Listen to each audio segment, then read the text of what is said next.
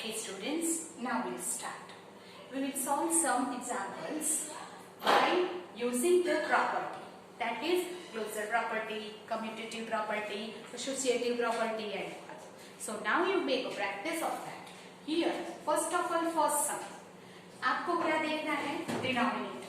If you see the denominator 3 के table में कौन आएगा? 21. And 5 के साथ कौन जाएगा? 25. You see in the denominator and arrange the terms because in addition commutative property is true. So we can arrange 5 by 3. उसके साथ हम किसको लेंगे? minus 8 by 21 plus minus 6 by 5 और उसके साथ कौन जाएगा? Here 2 by 25. Why? Because 3 के टेबल में 21 आता है और 5 के टेबल में 25 आता है. That keep in mind. ऐसे आपको साथ में अरेंज करना है. Make a group.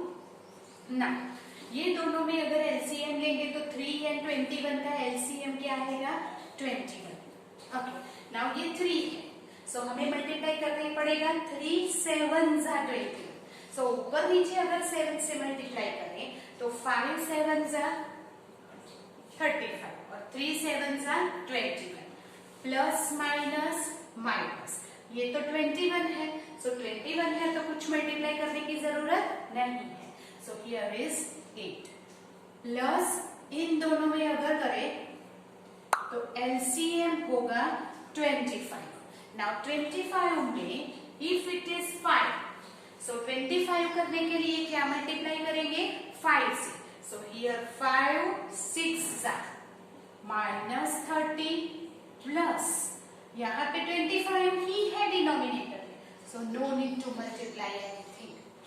Then 35 minus 8 so that is equal to 27 by 21 plus minus 30 plus 2 minus 28 by 25.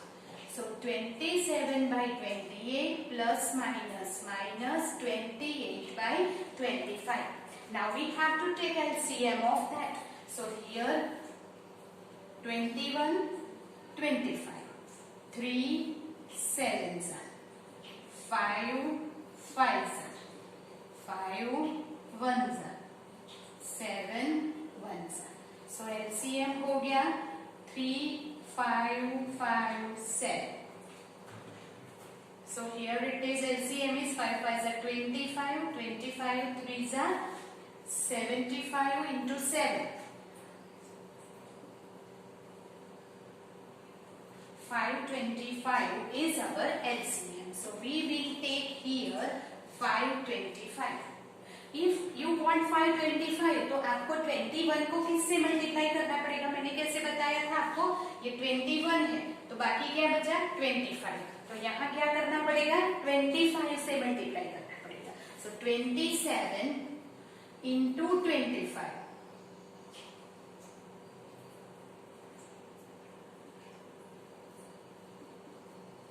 675 minus ये 25 है और अगर 525 करना है तो किससे मल्टीप्लाई करना पड़ेगा?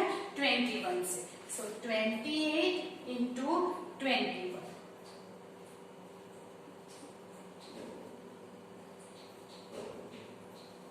So it becomes 588. Now you subtract. So here 15 minus 8 7. 6 16 minus 8 8. So 87 by 525 is our answer.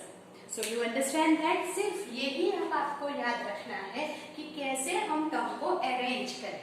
You understand? Okay, do it. Then we'll do the next sum.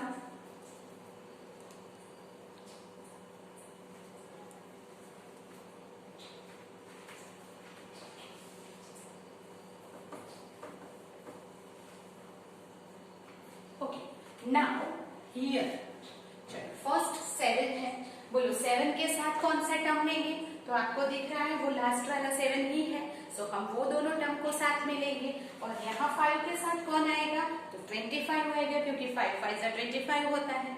So we will first arrange the term 1 by 7 plus minus 6 6/7, हमने ये दोनों term को साथ में ले लिया, plus -2/5, ये plus आगे की साइन साथ लो, प्लस 1/25, ये दोनों का एलसीएम क्या होगा 7, 1 प्लस -6, क्योंकि दोनों के डिनोमिनेटर में 7 ही है तो no need to multiply, plus ये दोनों में एलसीएम क्या हो जाएगा 25। चलो यहाँ क्या है 5, क्या मल्टीप्लाई करोगे 5 5 जा 25, सो यहाँ पे आप 5 मल्टीप्लाई करो ऊपर नीचे, 5 2 जा 10, 5 5 जा 25 plus 1 plus minus -6, -10 plus 1 -9, -5/7 plus minus -9/25, 25 and 7 का एलसीएम क्या आएगा 175, सो हियर 25, सो यहाँ पे क्या होगा 25 इधर मल्टीप्लाई होगा और 7 इधर, सो -5 into 25 -9 into 7 upon 175. You just take the LCM and solve it yourself. आपको जैसी मेथड कन्वीनियंट रहती है ये आप कर सकते हैं, जैसे आप 5th 6th में करते आए हैं. You just take the LCM, make the denominator same and do it. आपको जैसे आता है आप कर सकते हैं. So that is -125 -63. So here minus plus -188/175. You understand that how we solve it? पहले हमने टर्म्स को डिनोमिनेटर देख के अरेंज किया, एलसीएम लेके इसको और इसको सॉल्व किया, फिर दोनों का एलसीएम लेके वापस सॉल्व किया. So that is the method to solve these problems by using the property. ये सारे सम्स जो है वो एडिशन के हैं, तो same way we can use the property in the multiplication also, right? Do it. हम अब मल्टीप्लीकेशन के सम करते हैं.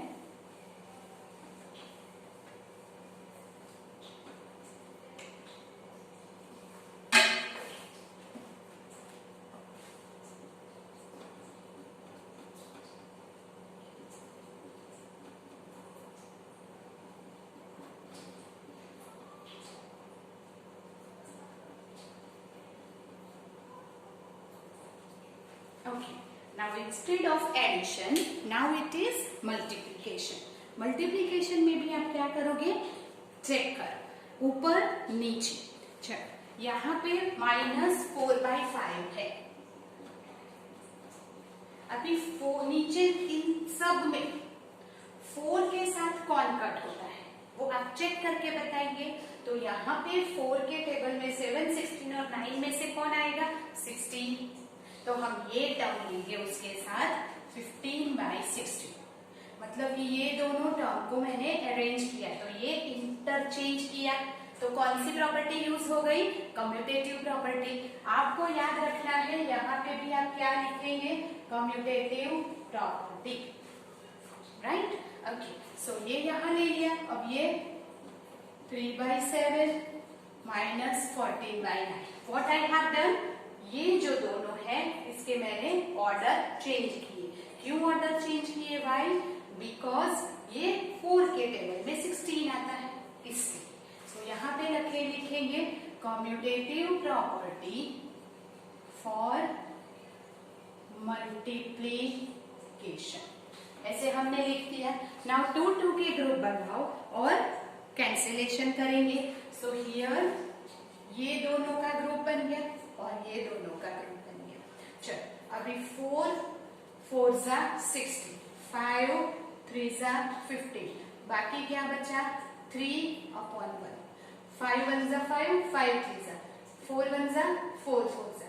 ये माइनस है, माइनस बाकी बचेगा इनटू यहाँ पे क्या कट होगा 3 1 जा 3, 3 3 जा 9, 7 1 जा 7, 7 2 जा. सो माइनस 2 1 जा 2/3. is equal to. Now again you can cancel something. What is it? 3 3, 2 2s are 4, minus minus plus. So आ जाएगा 1/2. So this way easily cancellation कर सके इसलिए हम pair बनाते हैं. तो ये pair बनाने के लिए we can change the order. Order कैसे चेंज करेंगे? डिनोमिनेटर में जो कैंसिल होता है उसे देखकर हम ऑर्डर चेंज करेंगे. You understand that? Do it. Addition में एलसीएम लेके सॉल्व करना है और मल्टीप्लिकेशन में कैंसिलेशन करके सॉल्व करना है. Before that you have to arrange the term for our convenience. Do it.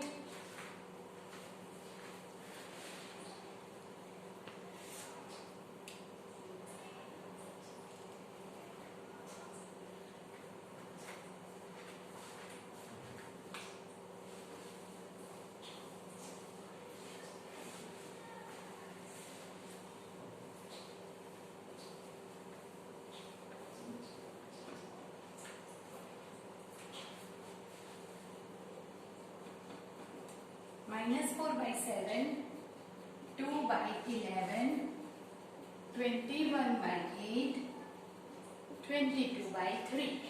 अब आप टर्म अरेंज कीजिए. So what we will do first? -4/7. चलो ये टर्म तो मैंने लिख दिया.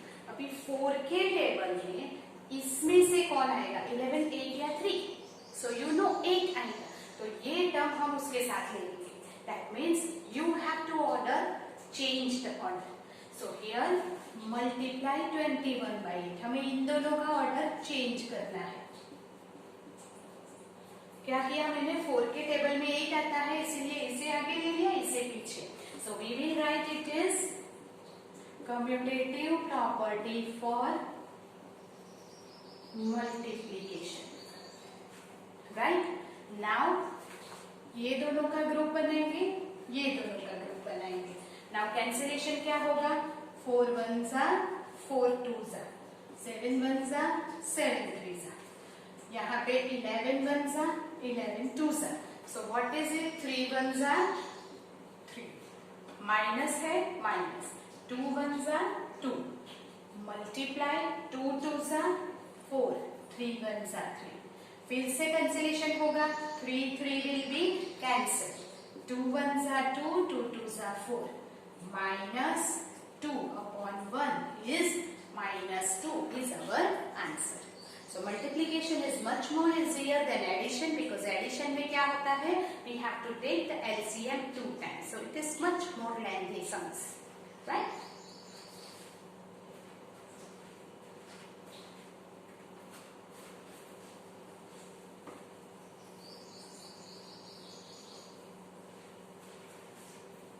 Next. -5/16 multiply by -7/12 -4/25 into -4/7. Now you tell me if I write the first term. तो फर्स्ट मैंने ऐसे ही लिख दिया. तो बोलो 5 के टेबल में कौन आएगा? अभी रिमेनिंग टर्म में से आप बताएंगे मुझे. तो हियर ये मैंने फर्स्ट लिख दिया. ये तीनों में से कोई एक टर्म मुझे यहाँ लेना है. सो -5 है तो 5 के टेबल में 12, 25 या 7. Whatever is come, that is 25. So you have to take -4/25. Multiply. ये लिया -7/12 -4/7. That means ये दोनों का ऑर्डर चेंज किया. And that's why it is commutative property for